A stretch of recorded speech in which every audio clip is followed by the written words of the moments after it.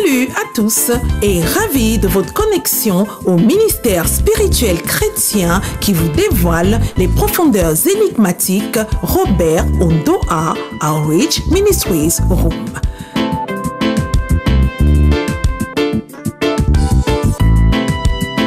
Faites du Room votre partenaire ministériel didactique favori et jouissez d'une croissance manifeste à tous égards.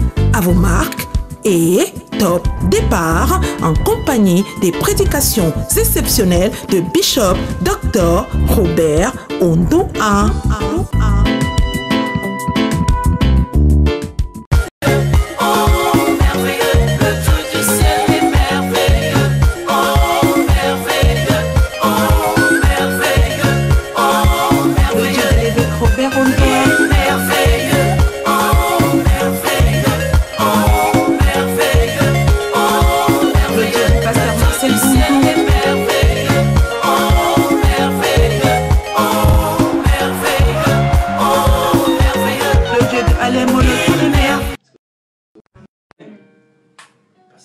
Parti dans le désert pour changer les pierres en pain. Il est parti dans le désert pour vivre la dure loi du désert. Amen. Et même dans votre vie, il y a des choses que Dieu ne fera pas. Sinon, il rate le but pour lequel ces choses sont arrivées dans votre vie. Mais je vais vous donner quelques pensées essentielles aujourd'hui. Et je vais vous dire pourquoi Jésus était arrivé à ses limites. Et la Bible dit qu'il entra dans une maison, désirant que personne ne le sache. C'est une chose que je trouve injuste dans ce texte. Et je vais vous prêter ma façon de voir.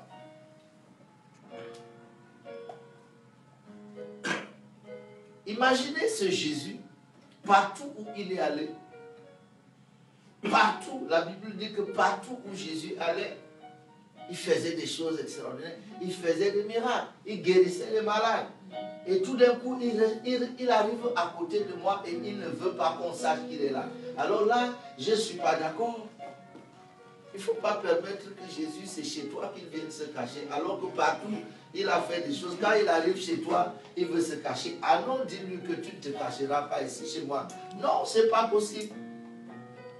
Si tu voulais te cacher, il ne fallait pas venir ici. Dans la vie de certains, on a l'impression que Jésus est venu se cacher. Une jeune dame, je vais vous raconter cette histoire, elle est importante. Une jeune fille en Allemagne, il y a quelques années, 18 ans, étudiante en médecine. Elle est venue me voir là où je logeais. Je ne me suis jamais senti autant humilié dans ma vie à cette jeune fille. Elle m'a dit, pasteur, je suis venu vous voir parce que en Allemagne, nous formons les médecins. En Afrique, vous priez pour les malades. Il y a plus de morts en Afrique qu'en Allemagne. Donc votre histoire de prier pour les malades ne marche pas. Pourtant, cette fille avait 18 ans. Je lui avais dit, et si on était en Afrique, tu ne me parlerais pas comme ça parce que je serais tout simplement ton père. Et j'étais très humilié. Très humilié parce que je ne pouvais pas lui répondre. Parce que le problème qu'il a posé n'est pas le mien. Et je m'en fous. Et moi, je m'en fous. Et moi, je m'en fous. Si je prie pour un malade, il n'est pas guéri, je passe sur le suivant. Amen. Je m'en fous. Celui qui guérit les malades n'a qu'à prendre ses responsabilités. Amen. La mienne, c'est de prier pour les malades. Et la sienne, c'est de les guérir. Puis je restais dans une maison où j'ai constaté qu'il n'y avait pas d'enfants. Pourtant, il y avait une chambre avec des lits d'enfants. Et je suis resté là une semaine. une famille très agréable qui m'avait reçu pendant une semaine. Et quand je m'apprêtais à partir, le dernier jour, j'étais... Alors, en causant avec eux, je me suis rendu compte qu'effectivement, ils n'avaient pas d'enfants et que la chambre d'enfants, c'était des enfants qu'ils avaient adoptés. Et le gouvernement allemand leur a repris les enfants parce qu'ils donnaient à leurs enfants l'éducation chrétienne et ça, c'était un problème. Ils m'ont expliqué que on a repris les enfants alors que les enfants pleuraient, que nous voulons rester ici. Nous aimons cette éducation-là, mais l'État leur a repris les enfants. Et puis j'ai dit, maintenant le problème c'est lequel? L'homme m'a dit, ah, le problème d'enfant ne me dérange pas, mais ça dérange ma femme. Et je me suis tourné vers la femme m'a dit, ça me dérangeait avant. Maintenant, ça ne me dérange plus parce que j'ai compris que Dieu veut me donner un travail qui ne nécessite pas que j'ai un enfant. Alors j'ai dit à cette femme, écoute-moi, lorsque cet enfant viendra, lorsque ce travail viendra, tu m'enverras l'enfant en Afrique. Je vais m'en occuper. Quand le travail que Dieu va te donner et qui t'empêche d'avoir l'enfant, quand ce travail va venir, envoie-moi l'enfant au Cameroun. Mais pour l'instant, mets-toi à genoux. Je n'essaye pas d'exagérer. Les choses se sont passées telles que je voulais. Je dis, mets-toi à genoux. Ils sont mis à genoux, j'ai pris l'huile qui était dans leur cuisine. J'ai versé sur leur tête, j'ai pris et j'ai dit, préparez l'arrivée de l'enfant. On était au mois de septembre. Septembre 2000. Et donc c'est les Allemands. Tu ne peux pas dire à un Allemand de préparer le trousseau d'un enfant qui n'est même pas... Donc ils n'ont pas fait. Ils n'ont pas fait. Au mois de décembre, cette femme a eu un entretien avec sa petite soeur qui était dans la même église et qui avait des enfants. Et je dois vous avouer que dans leur église, on enseigne aussi que les miracles sont finis depuis que le dernier apôtre est mort. Donc ils avaient un problème, ils avaient beaucoup de problèmes. Cette femme était infirmière et à l'hôpital, on lui a dit qu'elle ne peut pas avoir d'enfant. On lui a expliqué et elle comprenait ça parce qu'elle était du corps médical. On lui a expliqué pourquoi elle ne peut pas avoir d'enfant. Et à l'église, on lui a dit que les miracles sont finis avec les apôtres. Mais la seule chose qui n'avait pas été prise en compte, c'est que pendant une semaine, un homme de Dieu a logé chez eux. Et ça compte. Dis à ton voisin, ça compte. Et ça compte. Et lorsqu'elle a raconté l'histoire à sa petite soeur en décembre, sa petite soeur étant de la même église et certainement ayant beaucoup plus de soucis pour sa grande soeur, lui a dit, il faut faire ce que le pasteur a dit de faire. Amen. Alors, au mois de mars, ils ont fini de préparer l'arrivée de l'enfant. Littéralement, au mois d'avril, il y avait un bébé dans son ventre. Amen. Alors, cette histoire est intéressante parce que quand je les ai visités, ce n'était pas une très grande église. J'ai dit, ah, pour mes missions au Cameroun, j'ai besoin d'un vidéoprojecteur. Toute cette église-là m'a répondu que le vidéoprojecteur coûte cher. Alors cette femme qui a conçu au mois d'avril a attendu jusqu'au mois de juin pour venir dire à l'église, il y a quelque chose qui se passe dans mon ventre. Alors, là, sur place, 2 frères ont acheté le vidéoprojecteur. Là, à l'église ce dimanche-là, toute l'église avait dit que c'est cher. Et puis quand le 3e est venu avec l'argent, ils lui ont dit que non, on en veut, on n'en a plus besoin. Il dit non, il ne rentre pas avec son argent. On a dit, on fait quoi avec l'argent? On dit, envoyons-lui un billet d'avion. Donc je suis revenu, plus tôt que prévu. Et c'est là que j'arrivais. Et cette jeune fille était la première personne à venir me voir. La jeune fille qui m'avait dit, C'était la première personne à venir me voir.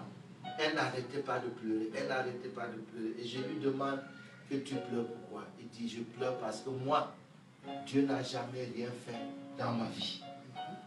Et je lui ai dit, c'est par là qu'il fallait commencer. Avant d'avoir les grandes philosophies, c'est par là qu'il fallait commencer. Il faut toujours désirer que Dieu fasse quelque chose dans votre vie.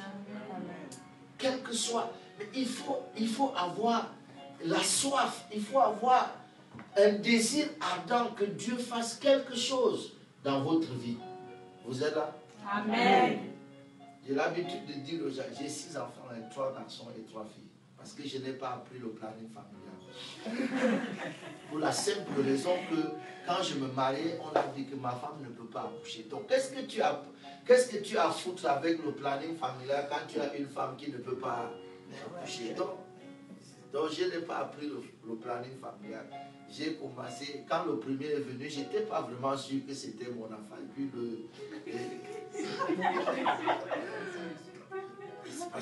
Et puis le deuxième est venu. Et je crois que quand j'ai commencé à réfléchir sur le planning familial, quand le quatrième est venu. C'est-à-dire que quand une voiture roule à vivre à l'heure, quand tu freines, elle ne s'arrête pas là. Dites Amen. Amen. Mais ce sont des histoires vraies que je vous raconte. Donc, alors cette femme a eu un fils. Cette femme a eu un fils. Et je me suis promené avec cette femme en Allemagne, déjà quand elle était enceinte et après avoir accouché, parce qu'elle allait d'église en église et elle racontait son histoire. Et moi, je venais prêcher pour prier davantage pour les gens. Est-ce que vous êtes là? Amen. Je sais qu'il y a des choses, quand Dieu veut les faire, il les fait. Mais en termes de pouvoir et de puissance, Dieu peut tout faire. Dieu peut tout faire. Dieu peut tout faire. Il peut tout faire. Il n'y a rien que Dieu ne puisse faire. Il peut tout faire.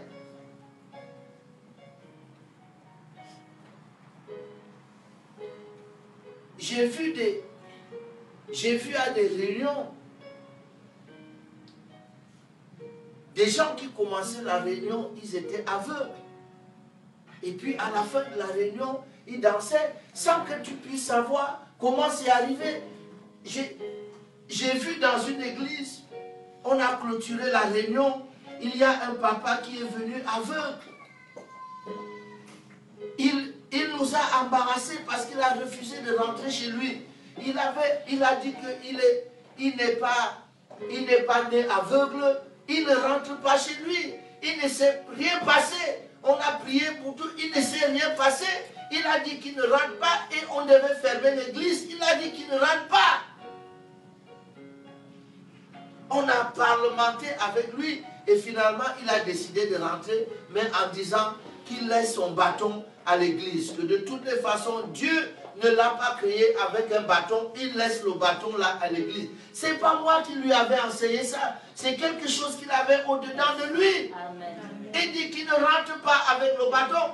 Et très tôt le matin, parce que mes yeux n'ont plus jamais revu cet homme, je suis allé faire des photos avec son bâton parce que très tôt le matin, à 5 heures, il s'est mis à voir et il a décidé de rentrer dans son village, annoncer la nouvelle à ses parents.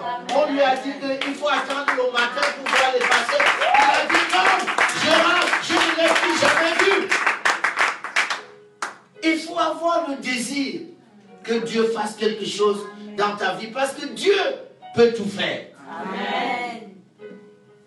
Dieu peut tout faire. Il peut tout faire. On le chante souvent. Dieu est capable de faire tout ce qu'il dit, il fera. Alléluia. Amen. La Bible dit que Jésus est venu pour se cacher. Mais il ne put se cacher. Et ça, j'aime cette petite phrase-là. Il ne put se cacher. Il avait l'intention de se cacher, mais il n'a pas réussi à se cacher. J'aime ce côté échec-là de Dieu. Amen. Amen.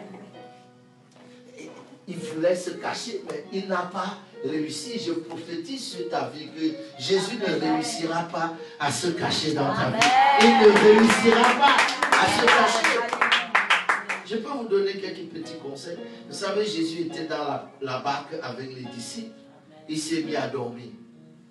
Et les vents et les tempêtes se sont dressés contre eux. Et quand la barque était sur le point de chavirer, Pierre a piqué une colère et il est allé au fond de la barque pour le réveiller en lui disant que est-ce que toi, tu ne vois pas que nous périssons?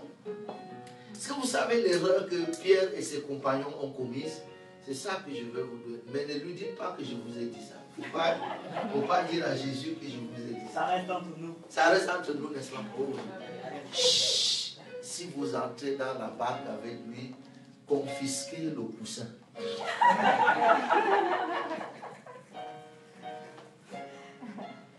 Rassurez-vous d'abord que vous avez confisqué le coussin. Parce que quand ils sont entrés, le seul coussin qui était là, il a pris, il en a fait son oreiller et il s'est mis à dormir. Donc, la Bible dit que celui qui garde Israël ne sommeille ni ne dort. Vous ne pouvez pas le laisser dormir dans votre barque pour que c'est vous qui commenciez à lutter contre les vents et les tempêtes. Mais c'est l'inverse. C'est vous qui devez être en train de dormir et lui il bagarre avec les vents et les tempêtes. Donnez-lui un peu de travail, c'est Jésus-là. Ne lui donnez pas assez de repos, c'est à vous le repos. Et à lui le travail. Lui-même l'a dit que mon Père agit jusqu'à présent et moi aussi j'agis. Donc il ne faut pas lui donner du repos. Confisquer le coussin. Comme ça, il va payer. Alléluia. Amen. Et la Bible dit, et ça, les femmes sont à féliciter. La Bible dit qu'il est venu pour se cacher. Il ne le put car il y avait une femme. Vous pouvez compter sur les femmes. Et, autrement dit, les hommes l'avaient laissé déjà se cacher. Mais cette femme, comment vous faites quand vous avez une fille, quand vous avez votre enfant qui est malade tout le temps, qui tombe tout le temps parce qu'il y a un démon qui la maltraite et vous êtes une maman, vous avez le cœur déchiré. Les hommes réussissent parfois à dormir. J'ai eu des enfants malades à la maison. Je réussissais quand même à dormir. Mais ma femme ne dormait jamais quand un seul enfant était malade. Mais les femmes, elles souffrent quand l'enfant est malade. Et on lui dit que l'homme qui a guéri les malades partout est arrivé ici. Mais il veut se cacher. Cette femme a dit non. Tu ne te cacheras pas ici. Non, non, non, non, non, non, non. Jésus ne se cachera pas. Et la Bible dit qu'elle est allée le voir. Elle s'est jetée à ses pieds. Elle lui a dit, ma fille est terriblement tourmentée par un démon. Et c'est là où je commençais à avoir mes premiers chocs en lisant la Bible. Et c'est pour ça que vous devez m'écouter. Jésus n'a pas répondu à cette femme. Si vous lisez cette histoire dans Matthieu 15, Jésus n'a pas répondu à cette femme. La Bible dit qu'elle marchait et criait. Jésus n'a pas répondu. Mais vous m'avez dit quand je suis venu à l'église que si invoque-le, il te répondra. Appelle, il te répondra. Mais ce n'est pas toujours vrai parce que cette femme a appelé Jésus et Jésus n'a pas répondu. Numéro 2. Ses propres disciples sont venus lui dire, renvoie cette femme, elle nous dérange. Et je peux vous dire quelque chose, ne vous occupez pas des autres parce qu'ils n'ont pas le même problème que toi. Amen.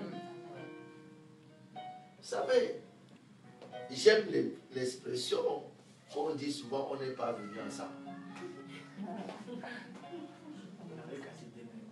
Oui, parce que Bartimée criait quand il a entendu que un aveugle, il a entendu que Jésus passe. Il a demandé qu'est-ce qui se passe là. On dit c'est Jésus de Nazareth. Il a commencé à crier Jésus, fils de David, aie pitié de moi. Et les gens lui disaient tais-toi.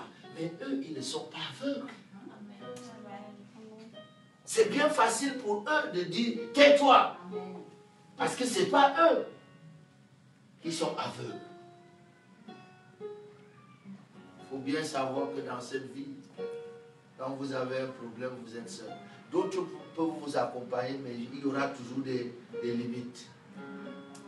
Vous devez être seul à bagarrer avec Dieu jusqu'à ce qu'il change votre vie. La Bible dit que plus on disait à Bartimée de cette terre, plus il criait fort.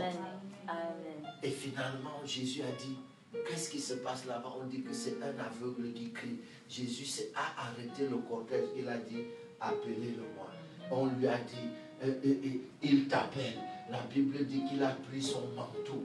Il a jeté parce que c'était son manteau qui l'identifiait comme aveugle. Là-dedans, il y avait toutes les collectes, tout l'argent qu'il mendiait. Il avait tout ça, mais il a dit, du moment où je peux voir, du moment où il m'appelle, j'en aurai plus besoin. Vous savez, il est une chose de désirer que Dieu vous touche. Mais il faut lui montrer que vous êtes déterminé. Il faut lui montrer que vous tenez à ce que vous voulez. Il n'y a pas de place pour les timides dans l'affaire de Dieu. Si tu veux quelque chose, il va falloir y mettre de la détermination. Ça n'arrive pas toujours du jour. Écoutez-moi bien. Si jamais Dieu vous parle, et il utilise le mot persévérance, sachez qu'il vient de vous annoncer que le chemin sera difficile.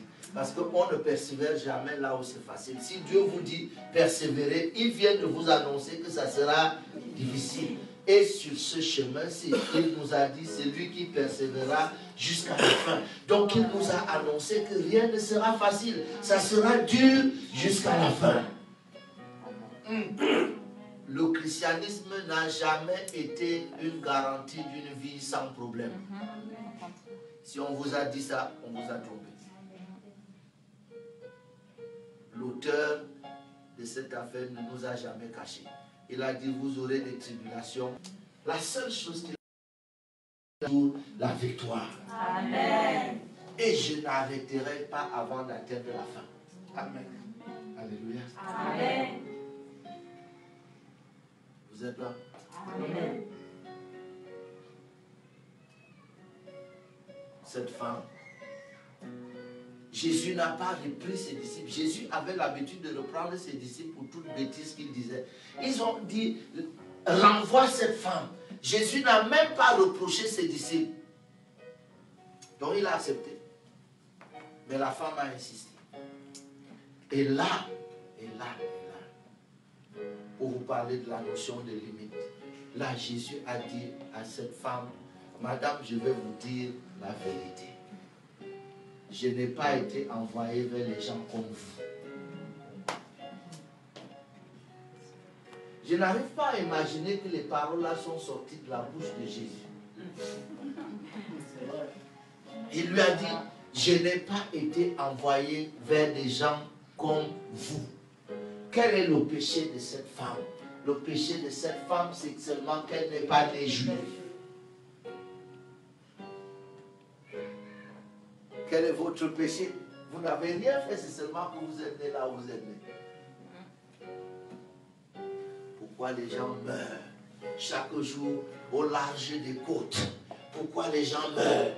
Pourquoi les gens veulent à tout prix arriver ici? Pourquoi les gens meurent? C'est parce qu'ils ont le sentiment que le lieu de leur naissance leur a tout refusé et qu'il faut aller ailleurs. Amen.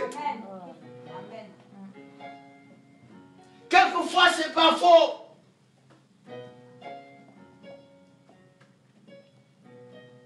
Quelquefois, ce n'est pas faux.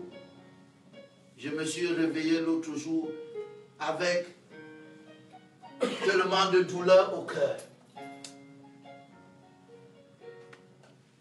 D'apprendre que des dizaines et des dizaines de gens sont morts au Cameroun récemment pour des morts qu'on aurait pu éviter.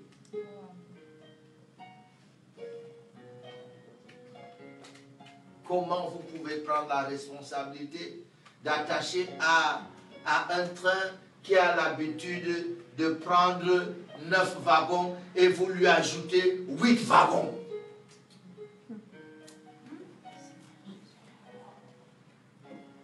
On aurait pu éviter. Mais c'est parce qu'on n'est pas ici. Si on était ici, c'est que c'est déjà... Donc quelquefois, à l'endroit où vous êtes né, vous refusez des choses. J'ai vu Jésus aller chez Zachée. Tout le monde s'est tenu dehors. On a reproché Jésus qu'il est entré chez un pécheur. Zachée était le genre de pécheur que c'est les autres pécheurs qui disent qu'il est pécheur. C'est-à-dire qu'un pécheur dit à Zachée que tu es pécheur. Mais Jésus est parti loger chez lui. Il ne s'est même pas d'abord repenti. Il n'a même pas demandé le salut. Jésus est parti lui donner le salut gratuitement à domicile. Et pour s'expliquer, il a dit, c'est un fils d'Abraham. Et vous m'avez dit que Dieu ne fait pour acception de personne. J'ai dit non. Il ne fait que ça. Pourquoi il doit aller chez des gens qui ne demandent même pas qu'il aille chez eux? Il a guéri une femme, une vieille femme malade, le jour du sabbat. Et tout le monde lui a dit, tu violes le sabbat. Il a dit, cette femme est une fille d'Abraham. Et il y a une femme qui crie derrière lui depuis le matin. Il ne s'arrête même pas. Pourquoi? Elle dit, je n'ai pas été envoyé vers des gens comme toi. Je n'ai été envoyé que vers les brebis perdues de la race d'Israël. Voilà pourquoi il est à la frontière. Voilà pourquoi il est à la limite. Quand il vient à Tyr et Sidon, il a déjà traversé la zone de sa compétence. Il ne peut pas faire un miracle là, parce qu'il n'a pas été envoyé au-delà des limites d'Israël. Même quand il a envoyé ses disciples 2 à 2, il a dit, prenez garde, n'entrez ni chez les Samaritains, ni chez les païens. C'est méchant, non? Et moi, j'ai fait quoi? La seule chose, c'est que je suis né là où je suis né, mais je n'ai pas demandé à naître là. Est-ce que j'ai demandé à naître en Afrique? Est-ce que j'ai demandé à naître là où je suis né? Est-ce que j'ai choisi mes parents? Est-ce que... Pourquoi je dois payer toute ma vie le prix des choix que je n'ai pas fait? Mais cette femme a dit, ça ne se passera pas comme ça. Les autres t'ont laissé, mais moi, non. Après tout, est-ce que j'ai choisi d'être cananéenne? Est-ce que j'ai choisi d'être syrienne? Est-ce que j'ai choisi d'être phénicienne? Je n'ai pas choisi. À moins que vous me disiez aujourd'hui que chacun choisit là où il est né. Alors, je croirais à la réincarnation. Je dirais que bon, prochainement, je vais naître ailleurs. Est-ce que vous êtes là? Amen.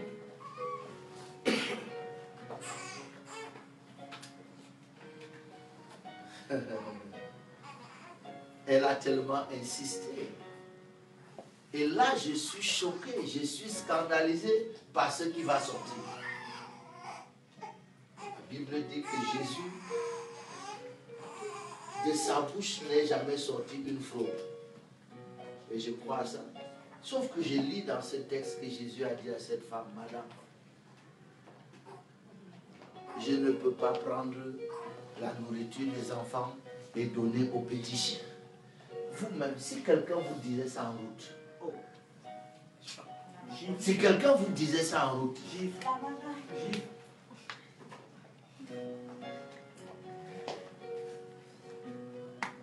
je suis écœuré. Jésus a dit à cette femme, ce que vous me demandez, c'est comme si vous aviez votre ménagère à la maison.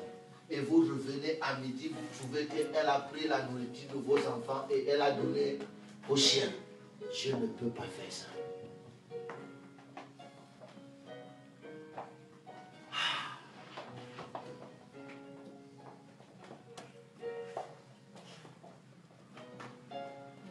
Et c'est là que que cette femme, parce que la détermination est une source d'inspiration. Lorsque vous êtes déterminé à réussir, vous serez inspiré. Vous trouverez, vous aurez des idées, vous aurez des mots, vous aurez des moyens. La femme lui a dit oui, Seigneur. Ah, j'aime ça. Elle a dit oui, Seigneur. Ne discutez pas avec le Seigneur. Non, Seigneur, c'est quelque chose qui ne tient pas. Vous ne pouvez pas dire non, Seigneur. On ne dit pas non au Seigneur. On dit oui, Seigneur. Est-ce que je dois t'égorger? Oui, Seigneur. Est-ce que je dois... On ne dit pas non, Seigneur. Il n'y a que Pierre qui a dit non, Seigneur. Quand il lui a dit, lève-toi, tu es mort. Monsieur, on ne se comprenait pas depuis. Je demande pardon pour l'incompréhension. Je n'ai jamais demandé le pain des enfants. Je me suis mal fait comprendre. Je n'ai jamais demandé le pain des enfants. Non. Seulement que j'ai les enfants et je sais comment les enfants mangent. Monsieur, est-ce que vous serez si dur et si méchant au point d'empêcher les petits chiens d'aller sous la table pour manger les miettes du pain des enfants? Est-ce que vous serez capable de faire ça? Oh mon Dieu. Oh mon Dieu. Est-ce que vous êtes capable? Est-ce que vous êtes capable d'interdire aux petits chiens d'aller sous la table pour manger les miettes qui tombent quand les enfants mangent? Je ne demande pas le pain des enfants. Je ne suis pas digne de m'asseoir sur cette table. Je veux aller sous la table. Permets-moi d'aller sous la table. Et c'est là que vous avez la clé de ce texte. Parce que Jésus dit à cette femme, à cause de cette parole. Ce qui veut littéralement dire que Jésus n'était pas prêt de faire quoi que ce soit pour elle. Il dit, la seule raison pour laquelle je vais t'accorder ce miracle, c'est à cause de cette parole. Il arrive souvent que Dieu ne veuille pas bouger jusqu'à ce que vous le poussiez. Cette femme a donné la raison à Jésus pour violer le principe. Parce que le principe est que je ne suis pas venu vers les gens comme vous. Je ne peux pas te donner ce que tu demandes parce que tu ne fais pas partie de mon agenda. Et si jamais ce soir, tu ne faisais pas partie de l'agenda de Dieu, il y a toujours une possibilité d'obtenir quelque chose de Dieu. Mais cette femme, d'ailleurs, je me souviens dans Matthieu que Jésus lui a dit, femme, ta foi est grande. Vous permettez que je vous dise ceci? Il n'y a que 2 personnes dans le Nouveau Testament à qui Jésus a dit, ta foi est grande. Et les 2 étaient non-juifs. Ce qui veut dire quoi? Je veux vous aider. Et quand on parle des païens dans la Bible, on ne parle pas des gens qui ne viennent pas à l'église. On parle des gens qui ne sont pas juifs. Donc vous et moi, on est tous des chrétiens païens. Je sais que ça vous choque, mais c'est ça. Nous, on est des chrétiens païens. Parce qu'on n'est pas des juifs. Vous êtes là? Donc, et Jésus a été envoyé chez les juifs. Et donc, quand Jésus a enseigné que si vous avez la foi comme un grain de sénévé, il ne parlait pas aux païens, il parlait aux juifs. Parce que les 2 païens qui ont obtenu le miracle avaient tous les 2 une grande foi. Toi, tu ne peux pas te contenter d'une petite foi. Tout ce que les juifs ont, même jusqu'à aujourd'hui, parmi les gens les plus cupides qui sont dans, qui sont dans le monde, c'est les juifs. Mais leurs affaires prospèrent toujours. C'est quoi? Ils ont des alliances que vous et moi, on n'a pas. Tu as une petite foi. Pour faire quoi avec la petite foi? Ton arrière-grand-père était sorcier, ton grand-père sorcier, ton père sorcier. Tu viens à l'église, tu dis que tu auras une petite foi au lieu d'avoir la grande foi. Hein? Vous savez, je veux dire, le travail que nous faisons ici est parfois frustrant. ou bien il était au début. Au début du ministère, de mon ministère, j'étais frustré parce que vous faites une conférence avec un Américain. Et puis vous passez votre temps à jeûner, à prier. Il boit le coca, il regarde le baseball, il prie pas, il jeûne pas. Et puis il vient, il dit au nom de Jésus. Et vous êtes impressionné par les choses qui se passent. Et toi qui as jeûné depuis une semaine, il n'y a absolument rien qui se passe. Et tu es frustré. Et tu sais pourquoi? J'ai rencontré un homme un jour. Il était, de par son père, 8e génération de prédicateurs, de par sa mère, 7e génération de prédicateurs. Votre vie n'est pas la même. Votre vie n'est pas la même. Vous ne pouvez pas.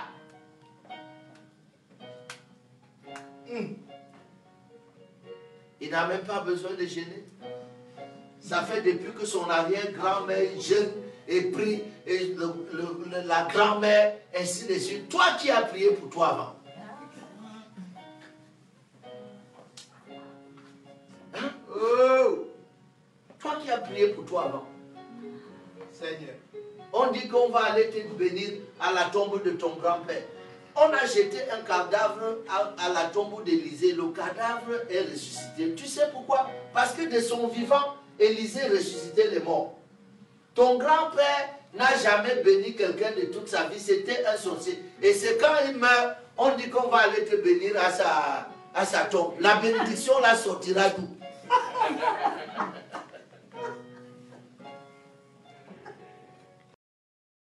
Elle est victime de quoi? Elle est victime de son héritage.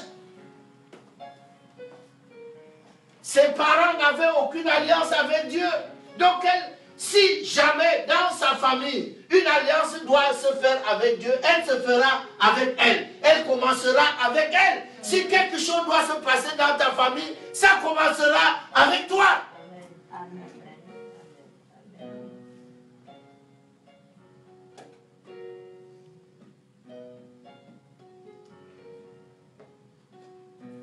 Et donc tu ne peux pas jouer avec Dieu.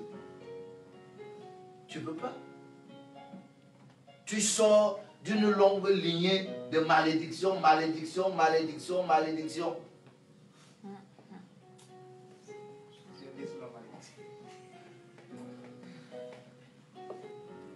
Toi-même tu dis, aujourd'hui quand on te dit que tu vas réussir, tu sais ce que tu me réponds, tu dis, pasteur, non, personne n'a jamais réussi dans notre famille. Oui, personne n'a jamais réussi, mais tu dois être le premier. C'est toi qui vas briser ça.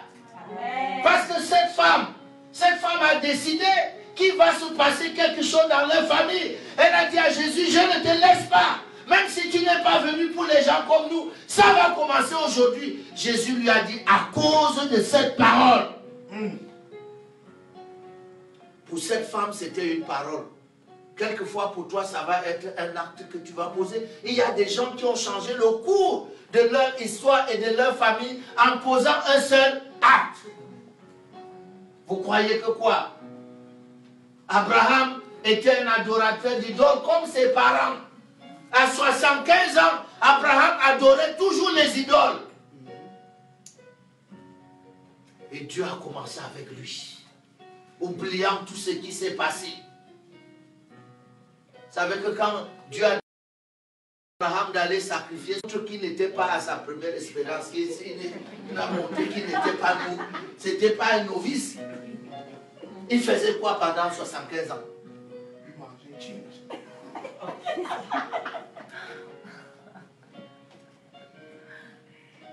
À 75 ans, il n'avait pas d'enfant, il n'avait pas construit, il n'avait pas à 75 ans. Et vous savez quoi? Le nom du père d'Abraham, Terach, signifie retard. Et ce monsieur-là était vraiment en retard. Et quelquefois, quand je nous regarde, je sais qu'on est en retard. Mais peu importe. Vous savez, le plus choquant avec Abraham, c'est qu'il est devenu le père des croyants. Ayant commencé à 75 ans. Il est quand même le père des croyants. Donc ce n'est pas tard. Tu n'as pas 75 ans. Même si tu les as. Il a commencé à 75 ans. Je peux te dire quelque chose. À 99 ans, il n'avait toujours pas d'enfant.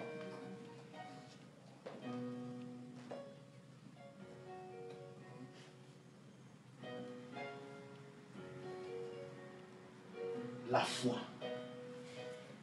J'ai compris quelque chose au sujet de la foi. Et la foi est un privilège qui nous a été donné. J'ai compris quelque chose à partir de la foi. C'est que ce que ma naissance m'a refusé, ma foi peut me le donner. Ce que mon papa m'a refusé, ma foi peut me le donner. Ce que les conditions de vie m'ont refusé, ce que les circonstances m'ont refusé, la foi peut me le donner. Cette femme n'avait pas les faveurs d'une alliance avec Dieu. Mais sa foi est devenue le point de départ d'une nouvelle façon de faire. Et vous savez quoi? Vous savez quoi? Ça s'appelle l'intelligence. Demandez à Dieu toujours de vous donner l'intelligence. Pourquoi Jésus s'est senti coincé? Et il le sait. Il y a les scientifiques ici. Quelle est la différence entre le pain et les miettes si on les amène au laboratoire? Hein?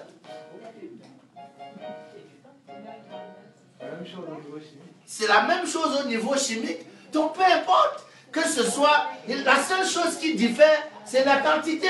Donc cette femme a coincé Jésus très bien. Elle dit, mais laisse-moi prendre les miettes. Mais ce qui veut dire, ce que le pain sur la table est capable de donner, les miettes sous la table sont aussi capables de le donner parce que c'est la même matière. Amen. Et Jésus a dit, petit donc, à cause de cette parole. La foi, c'est quoi? La foi, c'est un esprit. La Bible dit que nous sommes animés par le même esprit de foi qui est exprimé dans l'écriture. J'ai cru, c'est pourquoi j'ai parlé. Arrêtez ce qu'on vous dit que la foi est dans le cœur. La foi qui est dans le cœur ne produit rien. La Bible dit, pas qu'elle ne produit rien, elle ne produit pas les résultats. Dehors, la Bible dit, quand vous croyez dans votre cœur, vous parvenez à la justice, c'est-à-dire que vous vous qualifiez. Mais elle dit, c'est en confessant de votre bouche que vous parvenez au salut. La foi ne se tait jamais, la foi parle. Je peux connaître votre foi en vous écoutant. Oui. La foi parle. Lorsque je te demande comment tu vas, tu me réponds que ma vie est au répondeur. Alors je sais quelle est ta foi. Les gens ont toutes sortes de réponses aujourd'hui. Ils disent que ma vie est au répondeur. Je dis, ah, ta vie au répondeur, tu sais ce qui se passe avec le répondeur?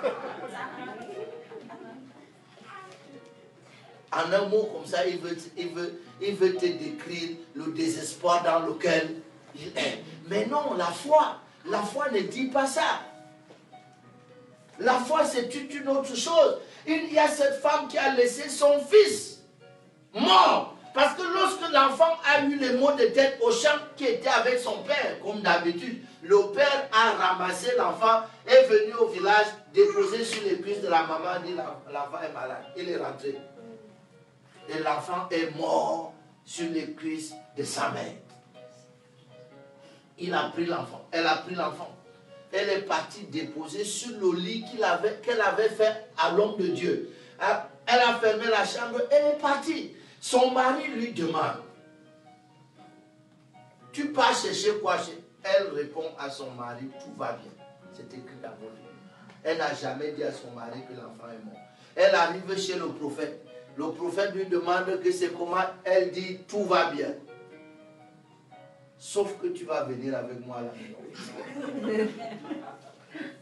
Mais s'il n'y a pas de problème, je viens et dis, on va à la maison. Bon, l'homme de Dieu a fini par savoir ce que c'était. Il lui a envoyé son serviteur avec un bâton. Il dit, quand tu vas arriver, pose le bâton sur le front. Le serviteur a couru, mais la femme a dit que cette affaire n'est pas une affaire de serviteur et de bâton. Toi, allons.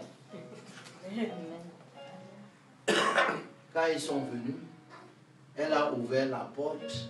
Elle a dit à l'homme de Dieu, voici la chambre que moi, j'étais aménagé ici. J'ai mis un lit, j'ai mis une table, j'ai mis une lampe. Et chaque jour que tu es ici, je te donne la nourriture. Si tout ça, c'est pour que mon fils meure et que tu ne fasses rien,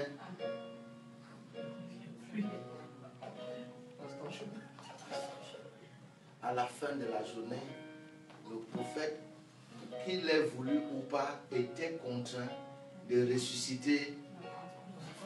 Il y a des gens qui, par leur foi et par leur détermination, obtiennent même les choses les plus difficiles.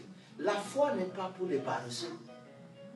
Est-ce que vous êtes là? Amen. Non, non, non, non. La foi n'est pas un exercice pour les paresseux. Parce que la foi, c'est comme si vous demandez à quelqu'un de ramer à contre-courant. La Bible dit que Abraham a cru, espérant contre toute espérance. C'est-à-dire que tu as une femme qui est stérile, qui est vieille, et toi-même tu es vieux. Tu as une femme, la Bible dit que la mort avait atteint le sein maternel. Il n'y a plus rien qui fonctionnait. Et tu as une femme qui a perdu tout espoir d'avoir les enfants un jour. Mais Dieu te dit que c'est par elle que tu auras un fils. Et toi, tu dois croire. Ce n'est pas pour les paresseux. Amen. Amen. Mettez-vous debout.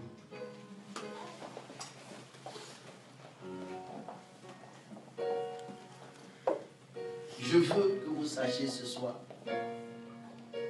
que ce qui paraissait impossible est devenu possible. Cette femme a obtenu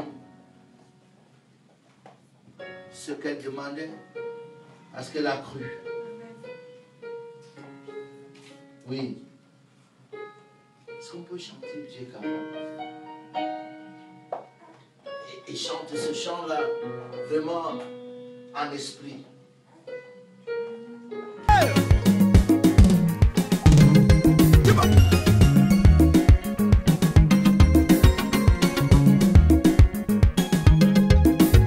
Oui, mon Dieu est bon. Oui, mon Dieu est bon. Oui, mon Dieu est bon. Oui, mon Dieu est bon. Yes, my God is good. My God is good. My God is good.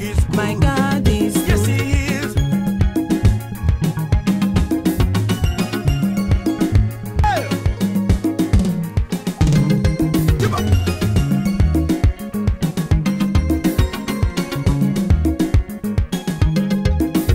Oui, mon Dieu est bon.